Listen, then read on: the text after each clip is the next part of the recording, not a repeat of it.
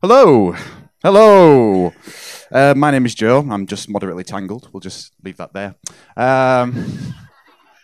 Some people think I'm a bit strange. Some people say I'm a bit weird and that I live in a fantasy world. But hopefully you guys can see I'm actually perfectly normal.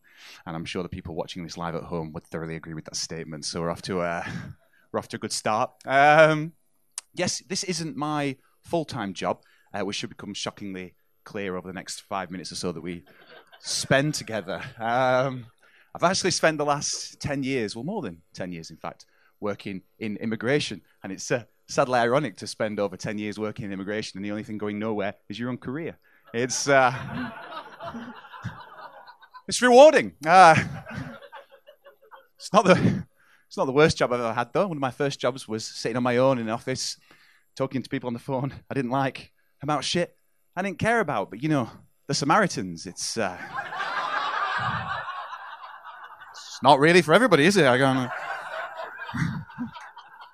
can't emphasize that point enough. To be quite honest.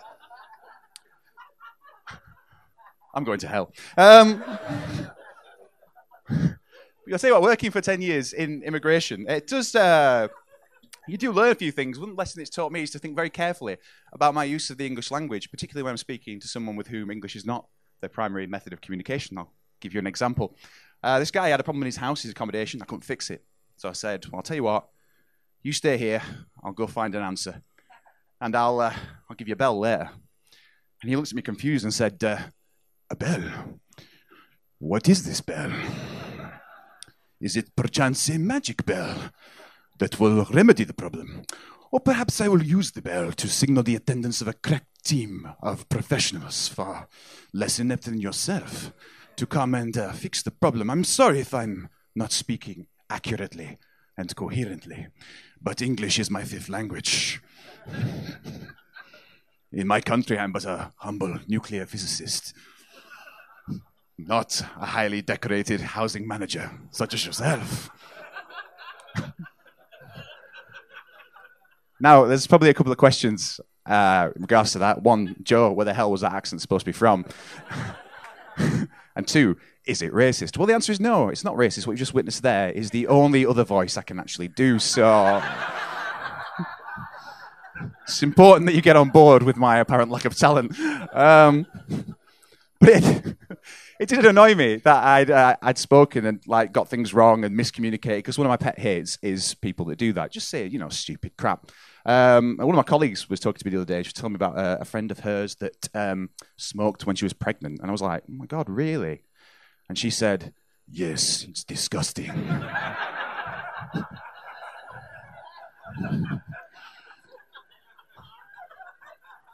I would never smoke if I was pregnant. Not even if I was really, really pissed. She said that. That's true. It wasn't just that, though, well-known expressions. The one don't tell her she'll have kittens, that became don't tell her she'll have kidneys. Why? Anyway, I can feel myself getting annoyed and going off on a tandem. That was another one. Terrible. So ashamed of myself. Thing was, though, saying out in front of a group of people that I've been working in immigration for 10 years just makes me feel weird, because if you were to go and tell me that when I was back at school, that's what I'd be doing for that length of time, I'd have probably laughed in your face and then just stepped out in front of traffic. It'd been a noble thing to do, because I thought school was the worst thing that I could possibly imagine and everything else was going to be better. And I used to complain about it an awful lot. And my dad, he always had this expression. So every time I complained, he's a typical Yorkshireman, he'd just say, Joe,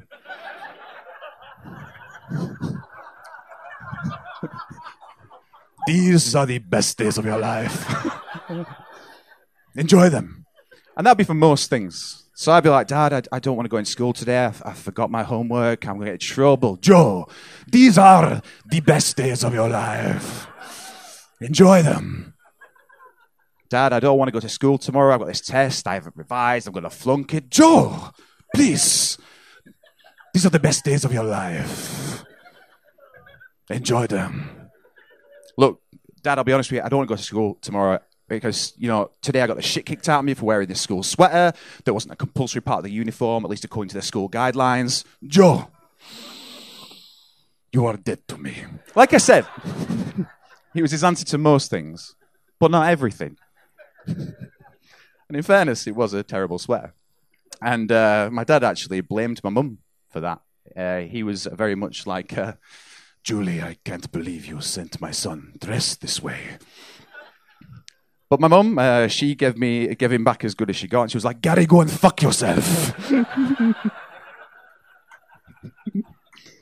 And on that happy note, I've been Joe Collett. You guys have been great. Thank you so much.